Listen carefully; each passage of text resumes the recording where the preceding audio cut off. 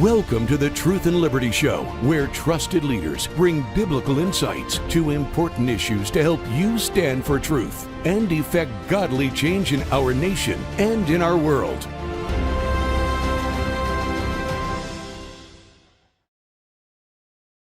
Hey everybody, welcome to the Truth and Liberty Show. Thanks for tuning in today. I'm Richard Harris, your host. And today we're going to be talking about a subject that is in the news just about every day right now, and it's the subject of illegal immigration. Did you know that as of July of 2023, it was estimated that there were 12 million illegal immigrants residing in the United States of America.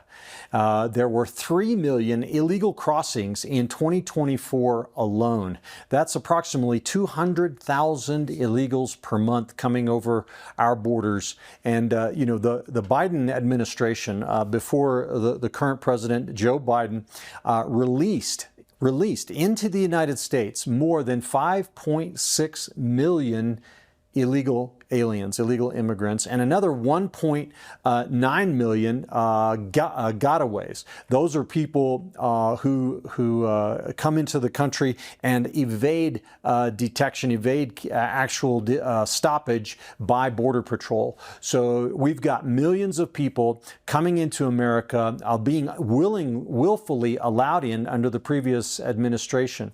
He allowed an average, Joe Biden did, of 4,800 illegal crossings per day, 4,800 people per day coming into America illegally.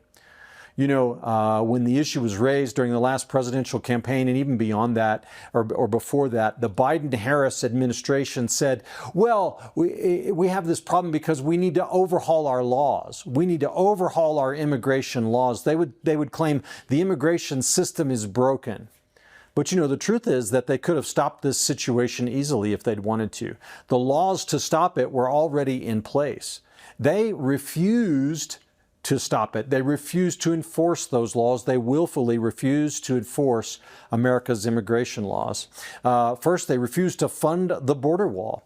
In the Trump administration, the first Trump administration, 2016 to 2020, America had gone a long way to build a wall at the southern border to stop this flood of illegal immigration. Biden not only stopped the building of it, stopped the funding of it, he even tried to sell the parts and the equipment for a fraction of their value that had already been put in place and ready to be erected. They refused to allow the Border Patrol to detain or arrest illegals. Remember the catch and release program started under Barack Obama? Well, they backed that. Oh yeah, we'll stop you, but then we'll turn you loose into America.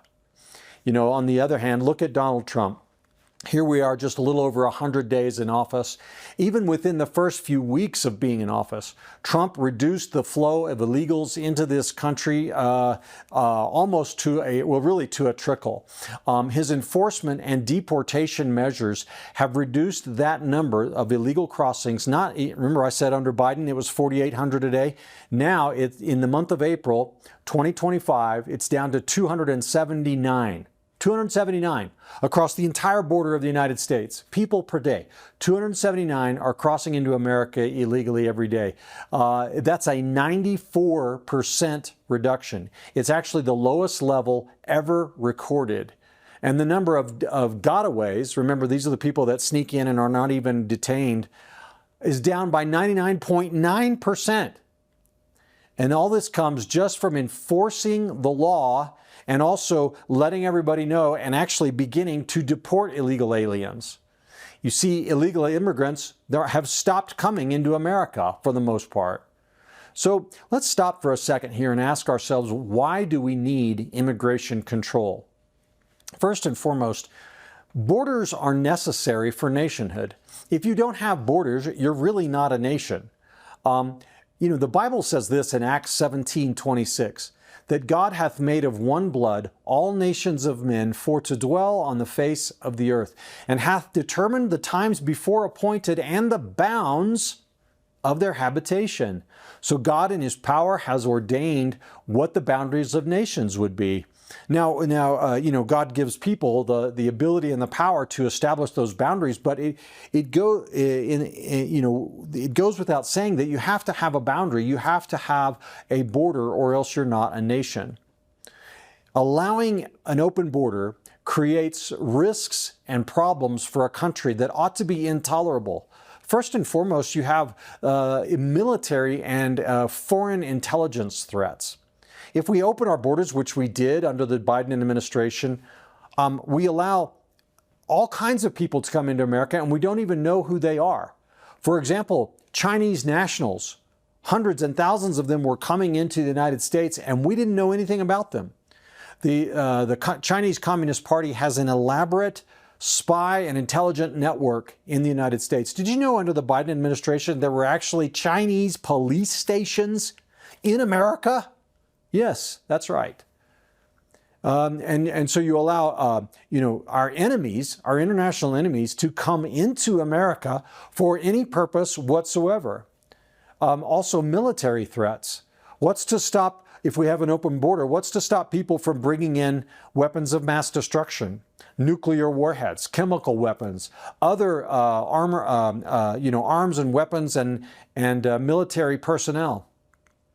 Okay, another threat is crime. When you open the borders, you allow criminal enterprises access into your country. In short, cartels and gangs. And what comes with the cartels and gangs? Drugs, prostitution, sex trafficking, labor trafficking. Another threat that's posed by illegal immigration is this, and this one might not settle with liberals, but the spread of disease. That's right.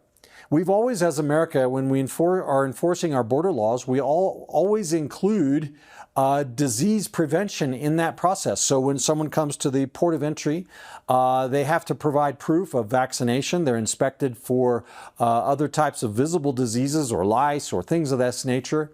And there's nothing wrong with that, folks.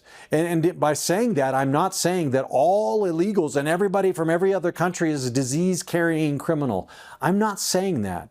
But the truth is that there are parts of the world that do not prevent the spread of disease as well as we would like. And it's only responsible for our government, who is charged with responsibility for protecting Americans, to do what they can at the border to stop diseases from entering the country. The other thing is poverty and expenses and government subsidies. The illegals that come into America, they're not coming here, generally speaking, except for cartel members, they're not coming because they're already wealthy. They're coming here because they're not wealthy and they're looking for a better way of life, an opportunity. And that's, commendable in a way. But they need to follow our laws. They need to come through the port of entry and obey our immigration laws. When you have millions of people coming into America, then you also come with that people that don't have jobs, people that need, assistance, financial assistance, and other things. And we'll talk about that more in just a second. But I want to mention another sort of intangible, and that's the threat that illegal immigration poses to culture in the United States. Now, you might say, Richard, you're being racist now, and other things. It's not racist to recognize the fact that the United States of America has a special culture. The culture of this nation has been built on biblical values from the beginning. These truths that enable us to be a nation of laws, to be a nation of freedom, to be a nation of equality and justice and prosperity.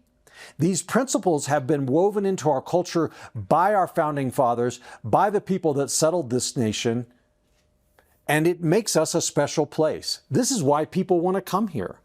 But here's the thing, folks. These principles and this culture built on the Bible is not shared by all the nations of the earth. That's what makes us special. If we don't have borders and we don't control immigration, then it's open to people from all over the world coming here who don't share those values. Now, obviously, we want immigrants. We want them to come here so that they can experience this life and experience this culture and get a better way of living and come to understand and know these values and share in them. But if we don't control it, the influx will be overwhelming. And this is not, I'm not trying to use fear tactics or anything else. I'm just trying to be realistic here. Look at what has happened to Europe over the last 15 years, as they have literally opened their doors to immigrants from the Muslim world. All right? Muslims have filled Europe. Literally, Germany, France, Italy, Spain, the United Kingdom, Netherlands, and on, Sweden, Norway, Denmark. Muslims have filled these countries. The Muslims are now running England almost. The mayor of London, the prime minister of England. Muslim sanctuary cities where Sharia is the law of the land, not the British Constitution and British law. Is this what we want in America? Are we going to be able to stop this if we don't do something to control our borders? So I'm in favor of immigration. I'm in favor of legal immigration. I'm in favor of it because my ancestors were immigrants. We were all immigrants here, right? And so we, according to Scripture, we need to have compassion on immigrants. We need to treat them with fairness and provide lawful immigrants with equal rights under the law. Deuteronomy 27:19 says, "Cursed is anyone who withholds justice from the foreigner, the fatherless, or the widow." Then all the people shall say, Amen. Exodus 12:49 says, "The same law shall apply both to the native born and to the foreign residing among you." So equal law for lawful immigrants and U.S. citizens. Exodus 22:21 says, "Do not mistreat or oppress a foreigner, for you were foreigners in Egypt." But these verses are all speaking about, they're not speaking about illegal immigrants. They're not talking about people that invade your country. They're talking about people who come to live in your nation with permission. We are not to have two standards of laws, one for people who've lived in America their whole lives and one for new immigrants. But it's not, these verses are not saying that we should open our borders and allow anyone and everyone to come to America without limitation, without requirements, without standards. Folks, the influx of illegal immigration into America has resulted in a rise in crime that is extremely serious. Now, this shouldn't come as a surprise, because it's a true statement to say that all illegal immigrants are criminals. That's because they have broken the law by entering the country. By breaking the law, they are by definition a criminal. I'm not saying that all illegal aliens in America are violent criminals, but they are all criminals, right? As of July 21st, 2024, nearly 600, but let me back up and say this. Of the illegal aliens in America, many of them were also guilty of other crimes, and many of those of violent crimes in the countries where they lived before they came to America. As of July 21st, 2024, nearly 650,000 criminal illegal aliens, these are illegal aliens who had also committed other crimes, were on ICE's non-detained docket and roaming free in communities across the United States. That means these are people that had come across, ICE detected them, but ICE did not put them in jail or anything like that. That was under the Biden administration. 15,000 of them had been convicted of murder, 20,000 of sexual assault, 105,000 of other assaults, 126,000 were guilty of trafficking offenses, 16,820 were guilty of weapons offenses, 3,372 of kidnapping, and 3,971 were guilty of commercialized sex offenses. These are people that the Biden administration willfully allowed into the United States to roam our streets. The Department of Homeland Security law enforcement has been directed, had been under Biden, to mass release illegal aliens whom they knew had criminal convictions or were facing charges for serious crimes in their native country. So the other cost that we're paying is economic. So almost 60% of illegals use one or more welfare programs in the United States. We had spent, and we're spending $150 billion every year to support illegal aliens in this country. Government benefits cost the average, to illegals, cost the average taxpayer $1,156. The average taxpayer is shelling out $1,100 for illegal aliens. For every child of illegal immigrants in America, it costs taxpayers $8,776, and there are 6 million children of illegal immigrants living in the United States. Now, President Trump is clamping down on this, carrying out on a large-scale deportation efforts and securing the southern border. And don't be deceived. Due process rights are not being, by and large, deprived to these individuals. Under American law, ICE has the power, with probable cause, to detain individuals who do not have documentation of their right to be in the United States and to engage in expedited removal.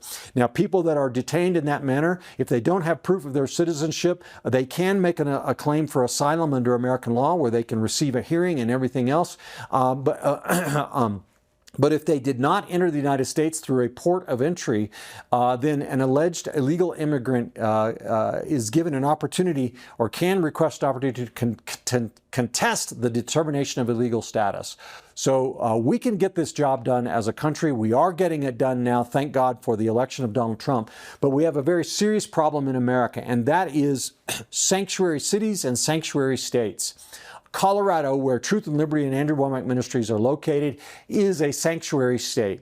And our guest today to talk about this problem is local Sheriff Jason Mikesell. Now, Sheriff Mikesell has a long career in law enforcement and public safety. His grandfather was a chief of police. His father was a Vietnam War veteran. Sheriff Mikesell has been the sheriff of Teller County, Colorado, for many years now. And before that, he had many accomplishments, including SWAT team qualifications. He worked his way through the ranks to be commander in charge of detentions facilities, commander of operations, commander of the SWAT team.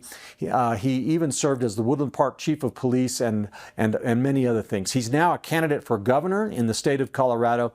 He's personally trained active duty special forces groups across the world, and he has spent many years fighting to have the ability under Colorado law just to cooperate with ICE. And so he's going to share with us now about how these sanctuary laws in Colorado, what they are, and how they are facilitating the rise in crime in our state. Colorado was one of the safest states in America before the Democrats took over this state, but now Colorado is one of the most dangerous places in America to live. That's right. In 2012, Colorado had 307 incidents of violent or property-related crimes per 100,000 people. They were 80 points below the national average. Now we have 492 incidents per 100,000 people. That's 307 to 492. That's a 112-point rise, now we're 112 points above the national average. A 30% increase in property crime from 2018 to 2022. And Denver now has the 5th highest homeless population in America, even though it's only 19th in population. And I could go on and on with many other statistics. But let's go now to our interview with Sheriff Jason Mikesell. This is one you won't want to miss, so stay tuned. We'll be right back after some short announcements. Are you passionate about standing for truth in the culture, but don't know how to get started? Well, Truth and Liberty, our mission is to educate, unify, and mobilize the body of Christ to stand for truth in the public square. And as part of our mission, we provide you with an amazing array of resources on our website. And our website has just been revamped, remodeled, and retooled to be user-friendly. And I'm so excited about it because I believe that there's nothing like it out there anywhere. I want to encourage you today to go to truthandliberty.net and check out the Resources Center and the Get Equipped Center. On our Resources Center, you will find hundreds of links, hundreds of videos, articles, blogs, even America's original founding documents can be found on Truth and Liberty's Resources Center. It's searchable by topic, preset topic, or you can put in a custom search to find exactly what you need and what you're interested in. In the Get Equipped section, we link you to tools created by our strategic partners, including Pray, Vote, and Engage tools. We culture impact teams, civic action teams, biblical citizenship in modern America, biblical worldview training, and more. So go today to truthandliberty.net and find what you need to get equipped to stand for truth in the public square. All right, we're back here on Truth and Liberty, and I'm really excited today because our special guest is homegrown local sheriff Jason Mikesell, who's with us here at our studios at Truth and Liberty and Andrew Womack Ministries. Sheriff Mikesell, thanks for coming on the set today. Well, thanks, Richard. It's good to be here. Man, it couldn't be more timely having you with us today, as it seems like what's in the news every single day right now is illegal immigration and the crime that's related to it and other issues connected to that. And so I know you've been sort of, as a sheriff, you're not an ICE officer, you're not an immigration officer, but as a local sheriff, you come into contact with illegal immigrants all the time, every day. And you in particular have been involved in the fight to allow local law enforcement to cooperate with ICE. So I'd like to just, dive right into this morning and talk about it. First, give us a sense for illegal immigration in our country today, or maybe just back up a little bit before Donald Trump became president, and the scope of the problem we're dealing with and how that affects crime and safety in our communities. Well, I think, Richard, it's what we've seen is once the Biden administration took over, because I worked with the Trump administration in the very first part of the immigration battle we have here. Once Biden's officials came in, and it really changed kind of the face of what we started seeing. We started to see more cities go to sanctuary, and a city it becomes a sanctuary city once it starts not allowing law enforcement to work with it, with the sanctuary laws. So as we started to see that, we started to see an uptick in crime. We started an uptick in illegal immigration. And then we really started to see an uptick in the criminal actions by illegal immigration, because we started to see, as a sanctuary state, just more crime in general. Why is it, there's this thing that bugs me, Sheriff, I want to just raise. It seems like the words that we use to describe illegal immigrants is always changing, almost like the left is trying to find some wording that is more palatable. Like they change it to undocumented workers, or now I think they call them migrants. But why do we say illegal immigrants or illegal aliens? Well, here's the reason why it's illegal aliens or illegal immigration, is because the Constitution and actually Congress was the one that actually created the laws that said if you cross into the United States illegally, and it's illegally, it's then a crime. Now, the immigration process is civil because you're dealing with another country's people. So it has to be civil in nature on the civil immigration process for removal. So I think that's kind of where people get misconstrued, misunderstanding that it's a civil process. It's really not.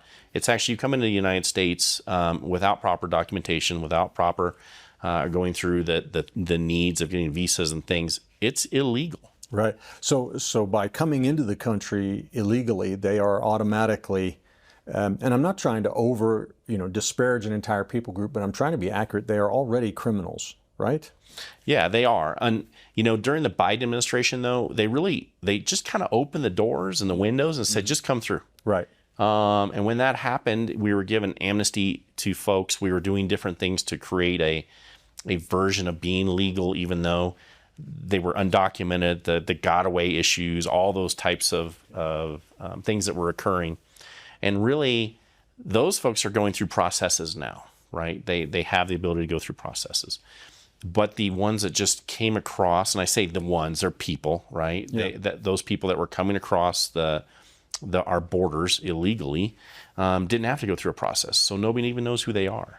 So there are literally millions of people in America right now who entered our country without going through any check, any process, have no paperwork whatsoever. They just came in and they're living here illegally, and no one knows who they are. Absolutely. Yeah, wow. Absolutely. And the problem is I don't know that they knew it was illegal because of the way the Biden administration just opened the doors. Well, but let me push back on just a little bit here. The stats I saw this morning as I checked before we came on set, in the month of April, the number of crossings, illegal crossings at the southern border, is down now to 279 per day, which is down from thousands per day under the Biden administration, and it's the lowest level on record. So if that's true, and Trump, it's not like Trump's gone into Mexico and passed the word out saying, hey, everybody, it's against the law to come in. Somehow they know that because they're not crossing the border anymore, so somehow they know that America is now serious about their immigration laws. Is that fair to say? No, that is. So the Trump administration, they actually did go to the foreign countries and say, quit sending people here, or there will be trade issues. Yeah. Now, he did that under his first term, when that was why we had a drastic drop also. Okay. And then once the Biden administration came in, all those deals stopped. Yeah. Right? And then that's why when we opened the doors and started allowing people in. Yeah. And then now, since the Trump administration has actually started working with countries again, that's why you don't see the large caravans coming. Yeah. That's why there's people that know you're not going to get into the United States anymore. Okay, well, so let's go back to what you started talking about. This is really important. As a sheriff, you have primary law enforcement duty in the county. You are responsible for the safety of our county, as are sheriffs all over America. How does illegal immigration affect your ability to do your job? Well, in this state, it really drastically cuts our ability to work with our federal partners. And that's a serious concern to all of us. And here's why it's become a concern for us, and that's how I got involved in this, is that when we were dealing with cartels and the black market marijuana trades that were happening all across Colorado, because we legalized marijuana through the people, it opened up a vacuum where cartels were coming here to grow marijuana, and then they were bringing workers here to work with it. But then they were opening up their logistics lines all across Colorado with all kinds of different things, fentanyl, sexual trafficking, all those things. So to deal with a cartel, you don't just deal with them on your own as a local sheriff. You have to have ICE, because ICE documents who's here and who's not here and what they're doing. And now, the Trump administration has made all federal agents de facto ICE agents under their articles. So HSI, DEA, ATF, FBI, they're all de facto ICE agents now. What does that mean? That means they've been like deputized to enforce immigration laws. Yeah, right? so they've been what we would call cross-deputized, right? Okay. Which makes them an ICE official at this point. And the state of Colorado, I don't think, understands that. They believe they're only dealing and only sanctuarying against ICE. Yeah. But what they're actually doing is sanctuarying against all federal agencies at this point. So just so people know, because we've got audience all over the world, but is that Colorado is what you call a sanctuary state. Yes. And Denver, the largest city in Colorado, is a sanctuary city. So sanctuary means they've passed laws to make where we live a quote unquote sanctuary place for illegal immigrants. Now, practically speaking, can you comment on what those laws are? Yeah, absolutely. So we have laws that were passed by the legislature now that limits the ability for law enforcement to work with or interact with ICE. It also interferes with the information release to ICE, and it disallows all state workers from probation, parole, corrections from identifying to ICE that we have illegal immigrants that are criminals inside of our prisons, which means Colorado is basically it's a sanctuary city, sanctuary state.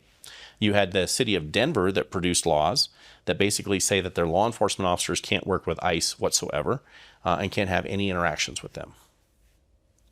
This is almost too much to take in. It almost sounds like a state of rebellion, where a state or a city within the United States tells its law enforcement, you're not allowed to work with the federal government to enforce federal law. I thought the Constitution and the laws of America were the supreme law of the land. They are the supreme law of the land. And here's the issue sheriffs are now dealing with. Sheriffs are a Constitution-protecting organizations across the United States. We deal with the Constitution every day. We take an oath to the U.S. Constitution and the state Constitution. But what we found with the legislature is they're kind of pinning us in the middle and making us decide which laws we're going to follow. And now you have a state that really wants law enforcement to follow the laws of Colorado. But you have a state legislator, state governor, a state administrative body that is saying we're not going to follow the laws of the land in the United States. So I think it's a turning point right now in the United States history where a state believes their state rights overrule federal rights. And it's even been decided in Colorado State Court that we can't make or disallow our Constitution of the United States from being looked at over Colorado, or Colorado's can't be overruling of the federal immigration laws. So let's break this down a little bit, Sheriff. Though you said under Colorado law, state law, it's illegal for sheriffs or local law enforcement of any kind in Colorado to work with ICE. What does that mean, work with ICE? Well, it means the transfer of information. So if I have an investigation and we've arrested somebody that has an immigration status. They don't want us to turn over that information once we have somebody in jail in custody for something. They don't want us to give that information over to ICE, which really should be furthering their investigation. Mm-hmm. I have what's called a 287G deputy. Right now in the state of Colorado, she is primarily a federal agent when she encounters somebody from another country that she is having to identify as illegal here. In all other states and other places, that 287G deputy can arrest someone like that inside of my jail. And then we would then transfer them over to ICE. In this state, we can't do the physical arrest, which means we have to contact ICE to do the physical arrest. And then they'll take custody of the person. So they're really interfering with a federal investigation through my 287G program. Wow. Doesn't sound like United We Stand, does it? It's not. It's not. And that's the sad part is the split in Colorado now from what we see as a federal laws and then state laws. So let's say you arrest someone for, I don't know, theft, right? They shoplift at Walmart or something like that. I don't know if they would do that or not, or if that would be the city. But let's say you do, and you have them in county jail, and you run the records, and you say, hey, wait a second, this person's not legal in the United States. Colorado says, Sheriff, you may not tell the federal government that you have captured an illegal immigrant. Well, it even gets worse. So there's a new law that passed the legislature, both House and Senate, that's now sitting on the governor's desk. That law would prohibit us from giving that information to ICE, but it would also, if we did it knowingly, it would charge the deputy with up to a $50,000 fine that the governor's office, who would appoint somebody to look into, would be able to find the deputy with no appeal process. There's nothing that could stop us from, or for us to deal with to stop that fine from going into effect on the deputy. The Colorado legislature, let's be clear here, the Colorado legislature just passed a bill that would fine our law enforcement officers up to $50,000 for providing information to ICE about an illegal immigrant that they have in custody? Yes, and it's actually called HB 225-276. Wow. Now, it hasn't been signed yet, so it's on the governor's desk. By the time this show airs, though, he will probably have made a decision about that, I suspect. My hope is he will have made a decision. Yeah. Because he could just let it go and it goes into effect within 30 days after the session, or he would. The only way to stop the bill is for him to veto it. Yeah. And look, we've watched this governor be wishy-washy on a lot of things, and you have such failed leadership at that level that I'm not so certain that he wouldn't sign it.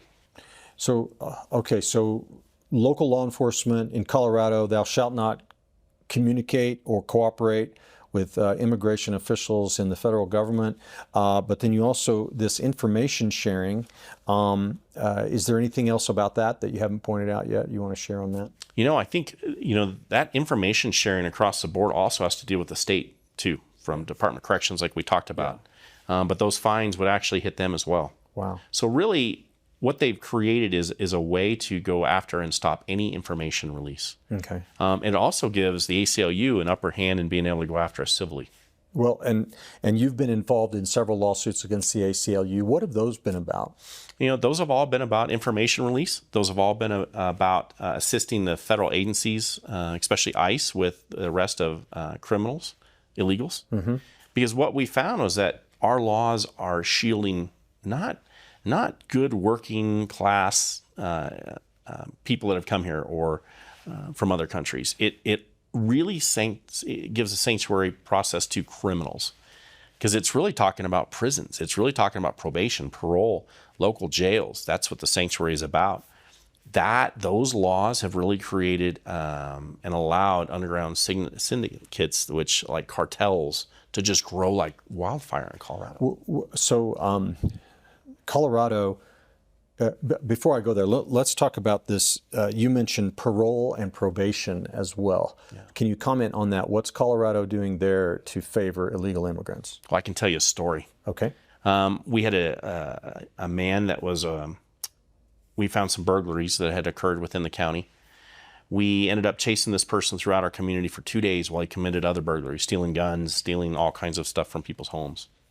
When we finally arrest him, we start looking at what he's done in the past, and we find out that he's been convicted 6 years prior in the state of Colorado in the Denver area for burglaries. He was put on parole and released immediately. He then goes to another county. He gets picked up for doing more burglaries, and then convicted again. He's still on parole. They never put him back into prison for his crimes. They then release him again after that. He comes to our county. He commits more burglaries, and this is a 6-year time span of crime. Comes into our county, commits multiple burglaries throughout Teller County, and then we arrest him. He goes into our facility. Our 287G identifies that this person's here illegally in the United States. First time he's ever actually been identified as somebody that is here illegally committing criminal acts. We notify ICE because that's our program for the 287G, and the person now is in ICE custody and will not be released, even though Department of Corrections is releasing them. So we have a serial burglar who's an illegal immigrant who's already been arrested and convicted twice in Colorado, commits multiple burglaries in your county, and you're not allowed under state law to notify ICE so they can come and get this guy and get him out of our country? Absolutely. If I hadn't had my 287G program and fought for that so hard, he would have been released again to commit more burglaries in Colorado. Or other states. Now so your 287 officer, deputy, all of that, is that legal under Colorado? Are you fighting for that, or what's the deal? Because I thought that you weren't allowed to communicate with ICE. So. Well, I think right now I'm the only one that is. In the entire state? In the entire state. Because I have the smallest county in Colorado. One of, yes. Highest density population, one of, but we're actually a smaller community than a lot of the bigger counties, yeah. Wow, sorry to interrupt you, but that's amazing. Because you had said in your story that your jail was the first place to identify him as an illegal immigrant. Yeah. So, all right. Well, this is obviously a crazy and broken system. Sheriff, I want to just point out right now to our viewers, Colorado's legislature is controlled by Democrats. The governor is a Democrat. The Democrats have been in almost complete control of the state government since 2018, I believe it is, and then even beyond that in large measure. Do we need a change in Denver? We need a huge change. And here's the thing. We have what's called a trifecta, right? Mm-hmm. Everything is Democrat run right now. And really, even a lot of Democrats aren't happy with that side of their own house, right?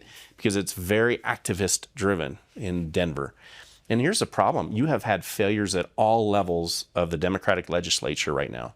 Like we're spending $8,000 per illegal immigrant in the Colorado area, Denver for sure. Is that on welfare subsidies? I mean, help for welfare subsidies. We're paying for their housing. We're paying for the legal costs. Polis actually signed in a bill a few years ago that allows the state taxpayers to pay for the immigration costs for attorneys. We the taxpayers pay for lawyers to defend people that come into our country illegally. You're paying it every day, Richard, just like I am. And then now he's put another $5 million into a fund to help Weiser, who's the Attorney General right now, fight the federal government on this. And look, the last time that a state fought the federal government to this level, and they're telling their law enforcement, you can't work with the federal agents. In fact, they want us to rebel against the federal government, was a civil war. This makes no sense to me why we are poking the chest of the federal government, because 40% of the Colorado budget comes from the federal government. And now you have an administration saying, hey, we're going to cut funding until you comply with the laws of the United States. When has a federal government ever had to say that to a state in the United States in the last 100 years? The civil rights movement is the only thing that comes to mind where the federal government had to send troops into the South to enforce civil rights laws there. Yeah. And now this is it's kind of the same thing, except it's just insane. I can't understand, why would Democrats put the interests of illegal aliens above the safety of the citizens of Colorado? Well, and the sad part is you have a citizenry that's paying for it, that we don't want to pay for that.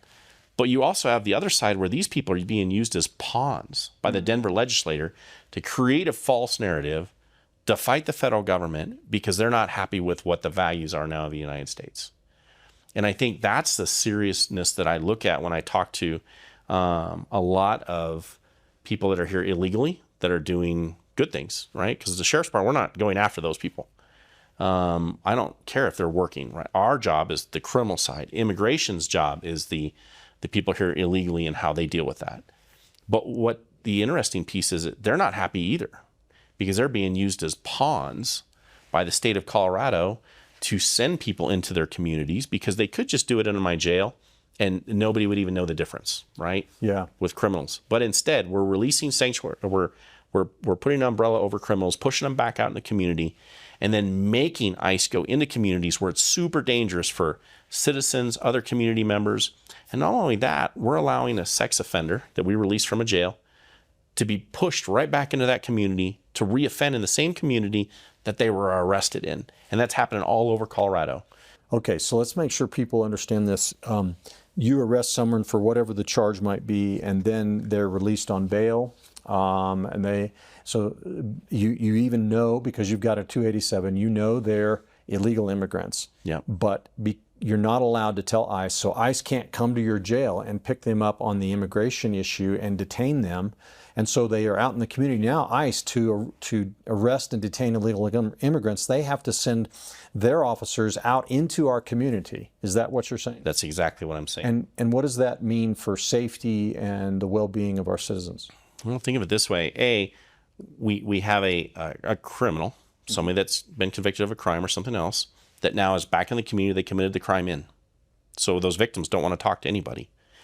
At the same point, now ICE, and I'm sorry to interrupt you, Sheriff. You're saying victims have a reason not to cooperate with law enforcement now because they're scared of the perpetrator and the gangs and other stuff like that. Because they know that we can't protect them anymore. All right. Because we're sending them right back into their communities. Okay. Then on the other side of that, the flip side of that, ICE agents who are now going into possibly an armed conflict with somebody that can be armed now because they're outside of a jail in an unsafe environment where now you have other people that could become victimized. Say we get in a shootout with somebody. Mm-hmm. Why did we have to? They could have been dealt with in our facilities. Yeah. But now, once they're in a community, now we have people crossing in between. We have standoffs. You've got to use a SWAT team sometimes. The other side of it too is what legislatures don't understand, because they think it's this big, ICE is this great big group coming in from the federal government to do this. No, they're actually people live in our communities. They're sons, daughters, wives, husbands of citizens. And a lot of times they come right out of the Hispanic community and are working with ICE to deal with the illegal side of things. So recently in the news, there was a raid on a nightclub in Colorado Springs. And I think that the headlines indicated there were 100 illegals arrested in that raid, but there were also lots of other crimes that were being committed in connection with that nightclub. Can you comment on that situation? What happened there, and how did the laws of Colorado help facilitate that situation? Not the arrest, but facilitate the crime. Yeah. So I can talk about the fact we did send some equipment down to assist. Colorado Springs is not in your county. Right, not in my county. But I can comment on the fact of this isn't like, this was a big arrest for ICE. But they've had them in Denver also. You remember they hit a nightclub a few months ago in Denver, and they actually arrested a bunch of Trindalagua members, known gang members. This isn't new in Colorado, and it's happening. So it just happened in a neighboring county right next to us within 20 minutes of my county line too. Mm-hmm. And I think what it shocked people was that, well, how is this happening here? Well, it's happening because of what we've done in the state to allow this to occur. Look, you've got prostitution, you've got fentanyl, you've got all kinds of other drugs. You have a nightclub out in the middle of the public with over 100 plus arrests just on the criminal side of illegal issues. Mm-hmm. So it's a major impact to Colorado. It's a major impact to our communities. Mm-hmm. So with illegal immigration, now it's true, there are lots of people who come into America illegally who are looking for a better life, I suppose, and they may not be violent. They are criminals by definition by breaking America's immigration laws. But the other crimes, there are also other crimes that come with this whole problem of open borders. Can you comment on that? Like, what are those crimes, and what have you seen here in Colorado as far as the crime rate and the other consequences? Well, one of the biggest factors we've seen is that they move with the people that are trying to get here and do legal things too. So you have illegal criminals that are coming into the country that are bringing your fentanyls. Because where does fentanyl come from? The precursors come from China. They go into factories in Mexico. They produce it in Mexico, and then the cartels drive it across the borders, right? So what people in Colorado don't understand is all that comes across the border. So your prostitution, your sex slaves, all those types of things. So when you have people coming across, the undercurrent is when you're in a community and you hear that there's fentanyl in the community, right? Because we find fentanyl in everything now. Marijuana is laced with it. We're seeing it laced in methamphetamines, cocaine, all the different types of drugs people have been using has a fentanyl precursor in it. That's because it's cheaper and they're bringing it from Mexico straight. That means you have cartel within your area, right? So I don't care what rural community you live in Colorado, you have cartel, right? You have all kinds of issues. Colorado is becoming one of the most, or is the most aggressive state in the nation now on gun laws. Can you summarize what this Democrat-controlled legislature has done, and Governor Polis on infringing on Second Amendment rights? Well, I think one word, it's ridiculous, right?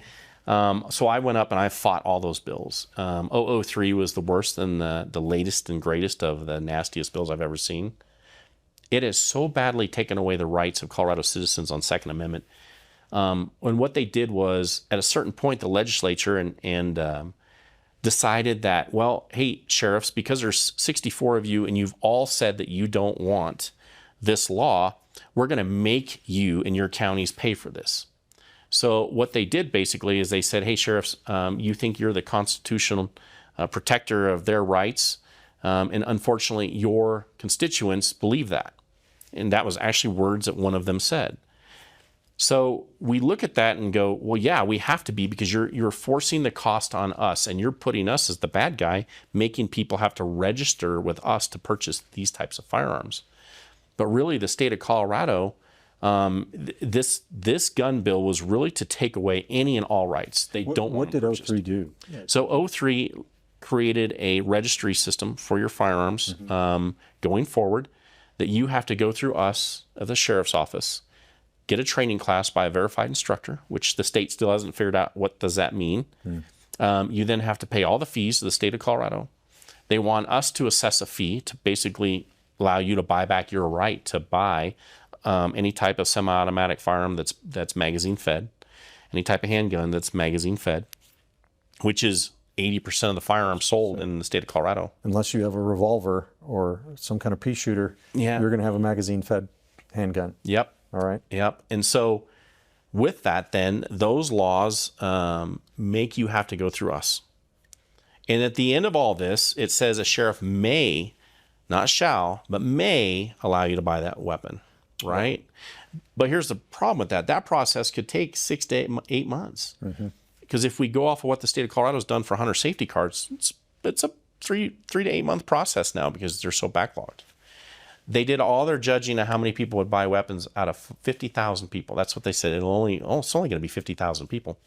The state of Colorado last year sold 487,000 weapons, right? We are actually one of the largest gun manufacturing capabilities in the United States. After this bill passes, we're going to lose all the mom and pop gun stores. They're not going to be able to make it, because we don't know when they're going to be able to purchase or sell firearms. The secondary piece to that is what happens to our gun manufacturers in Colorado? Because we increased a gun law that now taxes at a 6.8%, I believe, tax on top of all gun sales, all ammunition sales, all powder sales, all the components. And it's specific to those items. So really what's happening is they're trying to really push out any and all firearm sales in the state of Colorado. Well, and the Democrats have been pushing in Colorado for gun control, stricter gun control laws, and all these impediments to owning guns for quite a while. Have all these efforts helped reduce crime in the state? No, in fact, we've increased. Look, before 8 years ago, we had some of the most lax gun laws in the United States, and it was a much safer Colorado. We've increased all the gun laws. We've decreased all crimes throughout Colorado. And now, all of a sudden, we're gonna say it's all guns' faults. You've decreased all crimes. Did you just say that? What does that mean? Well, we've taken crimes that were, say, a class 4 felony, and we reduced them to a misdemeanor. Say it's how much cocaine you have on you, how much methamphetamine's on you, or now we've taken certain crimes and we've reduced them from a felony offense to a lower even misdemeanor, and some misdemeanors all the way down to just a ticket. We've reduced our bonding schedule to where we're bonding people out much faster, or it's a cash bond where they can just bond right out of jail as soon as they get in jail. So all those factors have increased crime because nobody feels like they're going to be held accountable for anything. Can you give just maybe a couple examples of crimes where the penalties have been reduced? Yeah, there was a bill that they were trying to pass this year. It was called an extreme indifference. So basically what they were doing is taking something that was a class 4 felony.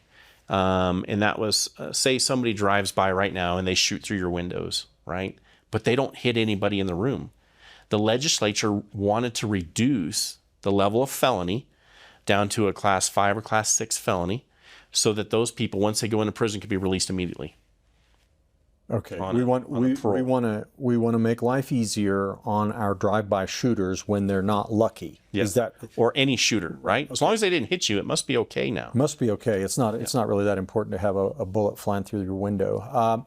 Okay, so once again, our Democrat-controlled governor and legislature have been doing everything they can to favor criminals over law-abiding citizens in our state. Am I overstating that? No, and actually, Richard, here's the other thing: over victims. Mm-hmm. Tell me about that. So if you're a victim of a crime in Colorado, but this person you know is going to be released within an hour or two of that crime, that's an issue in Colorado.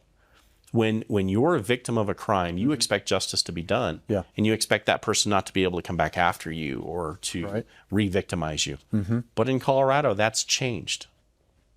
From what we used to 8 years ago protect victims, we're not protecting victims like we used to. We have a reduced law enforcement capacity because really it's hard to get people to want to do this business if they're going to face a $50,000 fine or have their government immunity taken away from them. Well, that's another thing, right? That happened a couple years ago where they stripped our law enforcement officers of individual immunity, and they start requiring all these strict, body cam and all these excessive paperwork requirements and all this other stuff. But I'm sorry to interrupt you. Go ahead. No, so that's the holistic thing that's happening to law enforcement, right? So when a victim, you have a perpetrator of a crime, say it's a menacing or something else being released from jail very quickly, does the victim really see any safety over that? Mm-hmm. We're not allowing victims to have rights anymore when it comes to when you go to court and they have a reduced sentence. Yeah. Because we're reducing the laws of the land that deals with this. That to me is just sickening. So, Sheriff, you're actually running for governor, am I right? And so I want to broaden this out, this whole subject of illegal immigration, just a little bit. And it's not just the law enforcement side of sanctuary state.